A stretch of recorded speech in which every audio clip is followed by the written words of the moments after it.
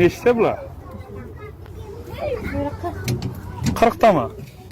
Qayerga tarqatasiz bularni? Qishloqlargami? Nima to'xtash turasi buyursangiz? Keyik bir qo'lli.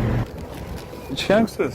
Joriy yilning 28-aprel kuni Romitan tumanida yo'l patrul xizmati xodimlari tomonidan Isuzu rusumli yo'lovchi tashuvchi transport vositasi to'xtatib tekshirilganda ushbu haydovchi mast holatda 40 nafar maktabgacha ta'lim tashkiloti tarbiyalanuvchilarini tashib yurganligi aniqlangan.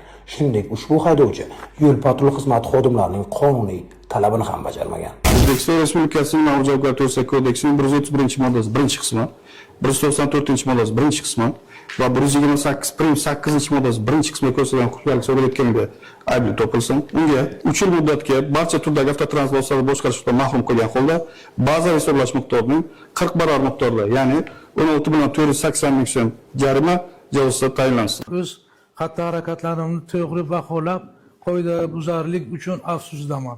Yo'l harakat xavfsizligi jamiyati uchun muhim ekanini to'liq tushunaman va kelgusida bunday holat yo'l qo'ymaslikka qat'iyan va'da beraman. Hurmatli ota-onalar, bir lahza to'xtab o'ylab ko'raylik. Siz har kuni bag'ringizdan chiqarayotgan, ko'z qorachig'ingizdek asrab avaylayotgan farzandingizning taqdirini kimga ishonib topshiryapsiz?